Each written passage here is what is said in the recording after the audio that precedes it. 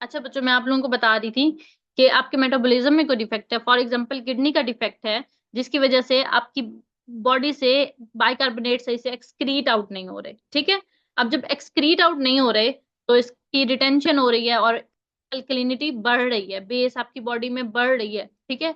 अब relatively hydrogen ion कम है, वैसे उसका लेवल ठीक है, या फिर कोई ऐसा मसला है कि आपका हाइड्रोजन आयन का जो लॉस है वो ज्यादा हो रहा है। अब वो हाइड्रोजन आयन का लॉस ज्यादा होगा तो तब क्या होगा, आपके बाइकार्बोनेट रिलेटिवली। सॉरी बच्चों, मेरा डिस्कनेक्ट हो गया था। अच्छा, दूसरी कंडीशन हम ये डिस्कस कर रहे थे। अच्छा, दूसरी कंडीशन हम क्या डिस्कस कर रहे थे कि आपके हाइड्रोजन आयंस कम हो गए हैं किसी मेटाबॉलिक डिफेक्ट की वजह से। ठीक है। और हाइड्रोजन आयन के कम होने की वजह से क्या हुआ है कि रिलेटिवली बाइकार्बोनेट का लेवल इंक्रीज हो गया। एक तो ये है कि रिटेंशन हो रही है बाइकार्बोनेट की। ठीक है। फॉर एग्जांपल रीनल डिफेक्ट है और ये एक्सक्रीट आउट नहीं हो रहे। सेकंड नंबर के पे कंडीशन देखी कि ये जो बाइकार्बोनेट आइंस हैं, ये सॉरी ये जो हाइड्रोजन आइंस हैं, ये ज्यादा से ज्यादा लॉस हो रहे हैं बॉडी से। ठीक है। जिसकी वजह से बाइकार्बोनेट एक कंपैरिजन में बॉडी में ज्यादा है, और एसिड के कम होने की वजह से, हाइड्रोजन आयन के कम होने की वजह से क्या हो रहा है, बेस बढ़ रही है और अल्कलॉसिस हो रही है। अच्छा, हाइड्रोजन आयन किस तरीके से लॉस होगा, ज्यादा से ज्यादा किस तरीके से होगा, बहुत सारी कंडीशन हो सकती हैं। डायरिया हो सकता है, वॉमिटिंग हो सकती है। ठीक है। ऐसी कंडीशन जिसमें आपकी बॉडी का जो एसिड है वो ज्यादा से ज्यादा निकल जाए। फॉर एग्जाम्पल एक बंदा है जिसको डायरिया हुआ है, या जिसको कोई स्टमक इन्फेक्शन है जिसकी वजह से उसको वॉमिटिंग ज्यादा है। ठीक है। वॉमिटिंग ज्यादा है तो क्या होगा, जब वो वॉमिट करेगा तो बॉडी का एसिड वॉमिटिंग के साथ, वॉमिट के साथ लॉस होगा। ठीक है। इसी तरीके से डायरिया है, डायरिया की कंडीशन में भी क्या होगा कि आपकी जो बॉडी है, एक सेकेंड।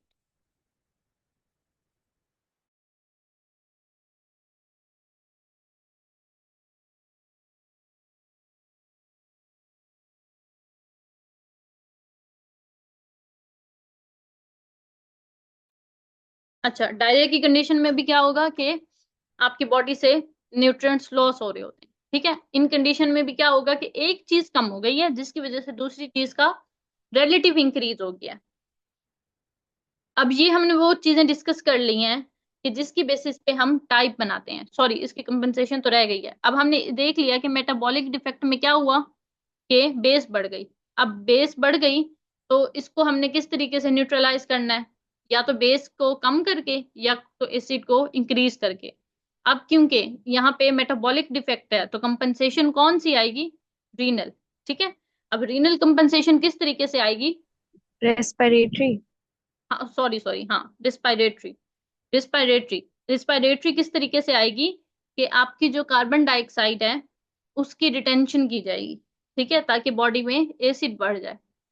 आप जो आपका, ये बिल्कुल उससे उलट आ रहा है कि अब आप कोशिश की जा रही है कि आपकी बॉडी से कार्बन डाइऑक्साइड जो है ज्यादा ना निकले ताकि एसिड की कंसेंट्रेशन बढ़े और इसको न्यूट्रलाइज किया जाए।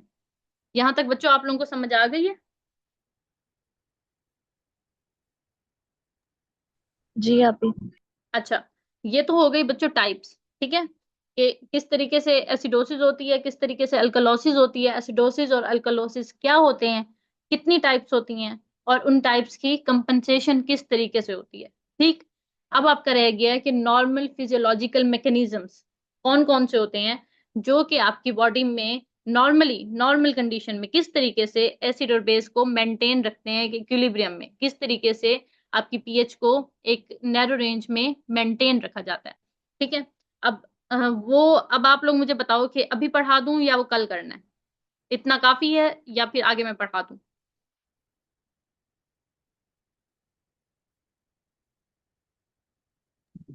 आप ही इतना काफी है, कल पढ़ लेंगे। ठीक है।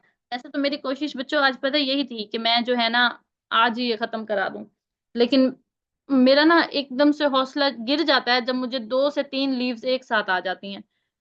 कि एक दिन में एक लीव हो या 2 लीव हो ना तो समझ आता है, इतनी सारी लीव्स आ जाए ना फिर बंदे का हौसला पस्त हो जाता है।